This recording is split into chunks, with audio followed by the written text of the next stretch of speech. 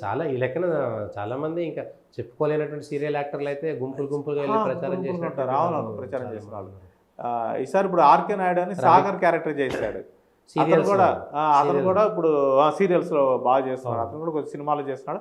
అతను కూడా డైరెక్ట్ గా మొన్న ఈ పవన్ కళ్యాణ్ పార్టీలో చేరి జనసేనలో చేరి ఇప్పుడు ప్రచారం చేస్తున్నాడు. అలాగే ఆది హైపర్ ఆది అతని వాళ్ళ టీం బాగా చేస్తున్నారు.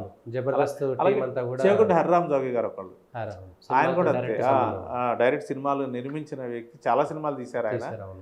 అలాంటి ఆయన కూడా రాజకీయాల్లో తనదైన ప్రభావం చూపించారు. రామారావు గారు ఫారిన్ వెళ్ళినప్పుడు కొద్ది కాలం ఆయన సీఎం గా కూడా, అంటే ఆపధర్మం కాదు బాధ్యతలు యాక్టింగ్ సీఎం గా కూడా ఉన్నారు.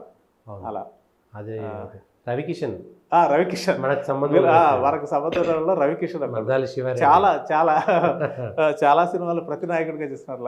అదృష్టం ఏంటంటే ఈ మధ్య ఒక అమ్మాయి నేను ఆయన కూతురు అని చెప్పి కేసేసి అయితే కొట్టేశారు. కేసు కొట్టేశారు, లేవు అని చెప్పి కొట్టేశారు. నలుగురేమో పిల్లలు ఉంటారు. అతను కూడా మన ఉత్తరప్రదేశ్ నుంచి గోరఖ్పూర్ నుంచి పోటీ చేసి గెలిచారు. మళ్ళీ ఇప్పుడు సెకండ్ టైం ఆయనకే సీట్ ఇచ్చారు. అలాగే మనోజ్ తివారీ అని చెప్పి, అలాగే హన్స్రాజ్ హన్స్ అని ఢిల్లీ,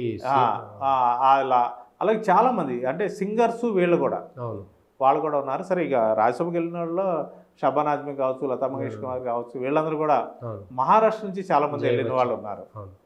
అమితాబ్ బచ్చన్ వాళ్ళకు బాగుంది. అలాగే ఊర్మిళ కూడా తెలుగు సినిమాలో చాలా ఆమె కాంగ్రెస్ పార్టీ నుంచి లాస్ట్ టైం పోటీ చేసి ఓడిపోయింది. గోవింద కూడా ఒకసారి కాంగ్రెస్ పార్టీ నుంచి ఉన్నారు, ఈసారి నగ్మా చేసింది. అలాగే గోవింద కూడా ఈసారి శివసేన చేస్తాడు అన్నారు, కానీ ఈసారి మొత్తానికి అతను లేలే నేను ఈసారి ప్రత్యక్ష రాజకీయాల్లో పాల్గొనని చెప్పారు. కానీ సపోర్ట్ అయితే చేస్తున్నారు, ఎంపీగా ఉన్నారు.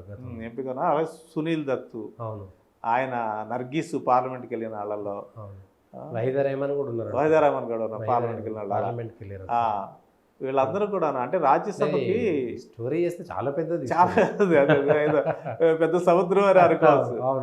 అలా తెలుగుకు సంబంధం ఉన్నటువంటి వాళ్ళు ఎంతమంది, సంబంధం లేనటువంటి చాలా మంది ఉంటారు. అయితే చిత్రసీమలో ఎక్కడో చోట తెలుగులో క్యారెక్టర్ చేస్తుంటారు ఖచ్చితంగా. ఇప్పుడు వైద్యరామ నుంచి మొదలు పెడితే వీళ్ళందరూ కూడా తెలుగు సినిమా రంగంతో ఏదో రకంగా అనుబంధం ఉన్నవాళ్ళే, సంబంధం ఉన్నవాళ్ళే. సిద్ధాంతపరంగా ఆర్ నారాయణమూర్తి, కోట శ్రీనివాసరావు వాళ్ళు మాత్రం ఒకే అంశాన్ని పట్టుకొని ఉన్నారు. అంటే చిత్రం ఏంటంటే ఆర్ నారాయణమూర్తి ఇప్పటిదాకా ఎప్పుడు డైరెక్ట్ గా పాలిటిక్స్ లో పాల్గొన, ఇంకొక పోటీ చేయలేదు. ఇంకొకటి ఏంటంటే అతని గురించి కమ్యూనిస్టు పార్టీలో కూడా కొన్ని వర్గాలు అంటే సిద్ధాంతాన్ని ఉపయోగించుకుని ఆయన డబ్బులు సంపాదించాడు అంటారు, కానీ నిజంగా సంపాదించినటువంటి ఏం కనిపించదు, సింపుల్ లివింగే ఉంటుంది ఆయన. అయినా కానీ వాళ్ళకి ఎందుకో పెళ్లి కూడా చేసుకోలేదు, ఒంటరి వర్షి అయినా కానీ ఎందుకో కమ్యూనిస్ట్ పార్టీలో అందరికి మాత్రము ఆయన అంటే ఎందుకో పడదు. అంటే మా సిద్ధాంతాన్ని కమర్షియలైజ్ చేసి ఆయన ఏదో లబ్ధి పొందాడు, లాభం పొందాడు అంటారు. అయితే కొంత ఏంటంటే చంద్రబాబు నాయుడు కంటే కూడా వైసీపీకి కొంచెం ప్రోగా మాట్లాడుతుంటాడు ఆర్ నారాయణమూర్తి. ఎందుకంటే ఆయన సొంత ఏరియా రజాకర్ మూవీలో మాట్లాడింది కూడా బాగా వివాదాస్పదమైంది. అవును, ఆయన హిందువుల గురించి పాజిటివ్ గా మాట్లాడాడు. అవును కొంత ఈ ఇతర మతాలు ఇబ్బంది పెడుతున్నాయి దేశాన్ని అనేటువంటి మాట కూడా ఆయన నోటి నుంచి వచ్చింది. నారాయణమూర్తి కమ్యూనిస్ట్ ఇట్లా మాట్లాడారు కూడా వచ్చింది. అయితే ఏంటంటే ఆయన సొంత ఏరియాలో అంటే ఆయన ఉండే ఏరియాలో టీడీపీ వాళ్ళ గురించి ఎన్నోసార్లు అడిగితే చెయ్యని పని లేదో వైసీపీ జగన్మోహన్ రెడ్డి వచ్చిన తర్వాత చేశారు అని ఒక రకమైనటువంటి కొద్ది పాజిటివ్ స్టాండ్ అయితే ఆయన కనిపిస్తుంటుంది ఆయన మాటల్లో. అలా నాకైతే చాలా పెద్ద సముద్రమే మనం కొంత మేరకే స్పృశించగలిగినాం.